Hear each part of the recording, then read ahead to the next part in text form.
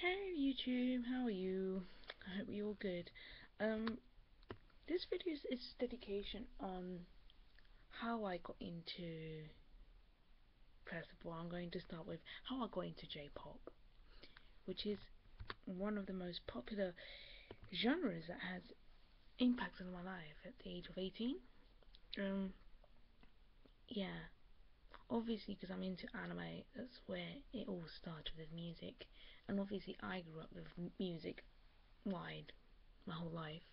I was literally at the age of 2. I started listening to AC/DC, Guns N' Roses.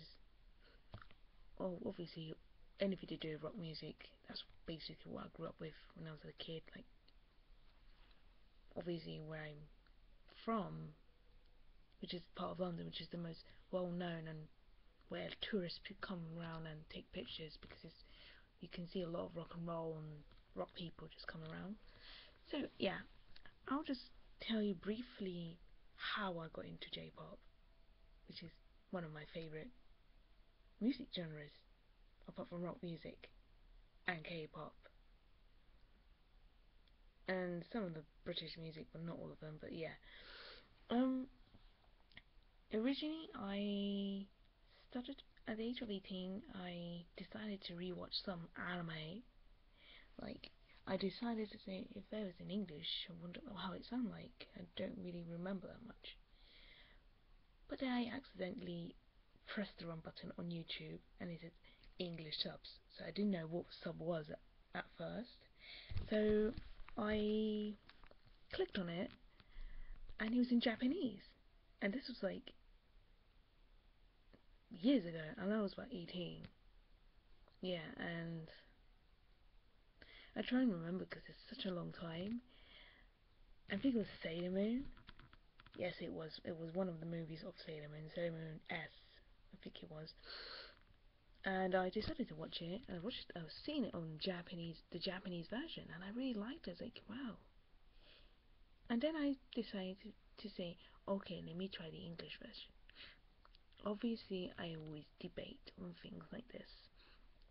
When it comes to language-wise of music, let me say like anime, Dragon Ball Z, Sailor Moon, Fairy Tail, One Piece, Bleach, Naruto, Death Note, and Attack on Titan. So when it comes to openings and closings, it's always very important to hear different side of the languages around the world. But obviously I would say, yeah, the Japanese is always better. It is. Because when it comes to the English, it sounds a bit childish, it sounds really crap. And it doesn't sound right. I kinda hate it actually, if I be honest. When I heard the Sailor Moon version, I absolutely despise it. It's like, what the hell? The lyrics does not go like that. If you grew up with Sailor Moon, you only seen the English version, I recommend you to rewatch it, but in Japanese with English subtitles. Because people ask me, oh, how do you understand it? I was like, English subtitles. Always English subtitles. TV, you're watching a variety shows of K-pop artists doing their thing, and people ask me, oh, do you even understand? It's like, it's got English subtitles. Some people just ask stupid questions like that. So, on a whole, I started watching more anime at that time, and I think I got hooked into Japanese language. Obviously, now I know more words. Now I know what it means. Before, it took your time. It's like I used to pause. I used to pause every single scenes of an anime series, and I heard a word. I was like, oh, that's what it means, and I keep it repeating until I got the word. So yeah, at that time that was different. And then I started to like the openings. I said, wow, what's this song? Is so catchy, really catchy. And obviously, every month I would back in the days, every month I would download an openings. I would download the openings and I would shove it in my phone and just listen to it all day. I didn't understand what they said. I didn't care what it said. That was all I loved. It was the beat, it was the song, the voice of some of the artists is amazing. I got to meet one of my favorite J-pop artists. I know people's gonna say, "Oh, it's Kodakumi or Ayumi Hamasaki or Anka Faye or Nana Kitade." It's none of those artists. Or Kyary Pamyu Pamyu. I love Kyary Pamyu Pamyu because she's really cute, super cute. Anyways, apart apart from the cuteness, there is one artist that caught my attention. Not only she only sings, she's a voice actress. She's well known for a couple series, but the two main one I heard from her is actually Rosario Vampire and Shugachara. Those of you who don't know what it is, those two series, they're very well known. Rosario Vampire, I think some of you know what it's all about. It's about a guy that goes into he applies for a school, high school, and he goes into the wrong kind of school, and this school was filled with monsters, but these monsters has to be disguised as humans so they can adapt in the human world once they leave school. So this guy, Skune, whilst he was walking to find a school, there was this, and there was a crash. He literally bumped into a girl that she was riding on a bike. She didn't see him, and they kind of crashed. And yeah, apparently she's a vampire. Well, she's not. Apparently she is a vampire, a very sexy vampire, which is no lesbian. I'm actually straight. But wow, the way it was drawn perfectly, and basically the voice actress was able to not only do the main character, which is Moko, the vampire. She has a pink hair. She was very genius on how she did the voice, because Mocha had the two personality, where she has the inner Mocha and outer Mocha. The inner Mocha is the pink, long hair, cutesy, very sweet, and she loves Skune very much, and always after Skune, and she's very huggable. And whereas when she had to do the other side of Mocha, which is the outer Mocha, which is the super vampire, when every time Skune takes off Mocha's Rosario, she has this massive cross there, so it's like a seal. Every time he takes it off, she will turn into the outer Mocha, which is she has silver hair, red eyes, obviously bigger boobs, and yeah, stronger, which is also known as the super vampire, which is 10 times stronger than a normal vampire.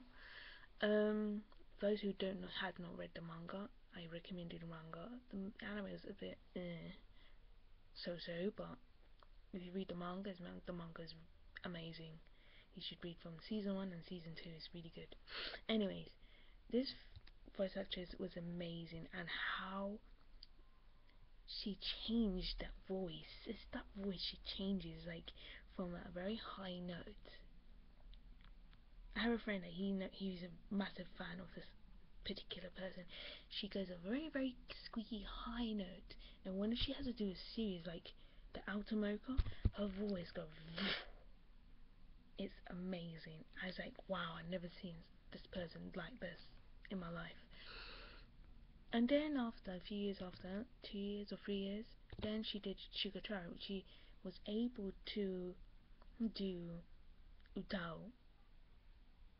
Those who don't know about Shugachara, it's a long story. I would recommend you. I'll put the subscription down below on these two animes, and you will love it. And also this particular, I will just mention it now. This person, which I really admire, is called Nana Mizuki. Those who are K-pop, anime fans, probably other fans of different kind of music like Thai music, Mando pop, or any form of video game fanatics, I'll really recommend you this singer, this performer, amazing performer. Well, she doesn't wear much makeup. She's actually a natural beauty. She's not like Kitade. She's not like Hamasaki, and it's definitely not Kodakumi. When you see those kind of voices, they're very good, but it's not as bad as Nana Mizuki. Mizuki's voice is amazing. It's amazing. Oh, you gotta love her voice because her voice is very unique. Apparently, she's a falsetto, like where she changes the range of her voice. It's incredible. So no wonder she's a well-known singer and a voice actress, which she is now. And I've seen her particular videos quite a lot. I got most of her songs. If it's J-pop, it's always Nana Mizuki or some other artist. I don't mind, but she is my ultimate. I would say from Japan, she's like my ultimate bias from Japan. It's like, I don't say idol, but I just say my bias. She's my 100% bias because it's not because it's not that she can dance or anything. It's just the voice. Her voice is very powerful. If every time you hear it, it's like, oh my God, where does she come from? Is that voice? How did she got this? She's so small and tiny and cute, and she has that voice. It's amazing. It's amazing what talent can do. Also, guys, if you don't know much about her, just research. I don't know, Wikipedia, or follow her on Twitter or Tumblr. There's a lot of people that are big fans of Nana Mizuki because she's got amazing voice. It's that voice that really goes, oof, my God. I mean, people might say, oh, but she might be doing this. It's just auto-tune. If you think it's auto-tune, I would recommend you if you watch her live, like doing acoustic. When she does the acoustic, it blows your mind. It's like her voice is like, it's so angelic. It's crazy to how to describe her voice because her voice is amazingly so good, and I don't know how to explain it. It's so powerful, and every time she says her words, and even though it's in Japanese, it's like, oh my God, it's amazing. So yeah, so that's how I got into more or less with J-pop. Obviously, I know there's Burno, there's Ancafe, which is J-Rock, which is, yeah, J-Rock's is okay. Screw, I actually met Screw, but I never took a picture. I didn't know who they were at first. He actually came to London, but that was years ago. I was a bit clueless who they were. All I know is they're so cute. Oh my God. Oh yeah, I need to talk to you ladies about how clueless I am at times. Anyway, guys, I'll see you guys later. Please subscribe me, comment, like the video, follow me on Twitter, follow me on Tumblr. Oh, yeah, there's so many, yeah, that too. I don't usually put my Tumblr, but I'll put it this time. So yeah, so guys, all you fanatics of J-pop, anime fans, J-pop, K-pop, anime, manga, video games fanatics, I recommend you Nana Mizuki, which is my ultimate spy. So for those who don't know about her, I consider that she's one of the amazing artists in Japan. I could say she's much more better than Ayumi Hamasaki and Kodakumi in my opinion. No hate, guys. No offense, no hate. It's just that I do like Ayumi as an artist. She's pretty and she has a lovely voice. But it's just in my opinion, when it comes to Mizuki's like to the next level. So yeah. So guys, no bashing is forbidden.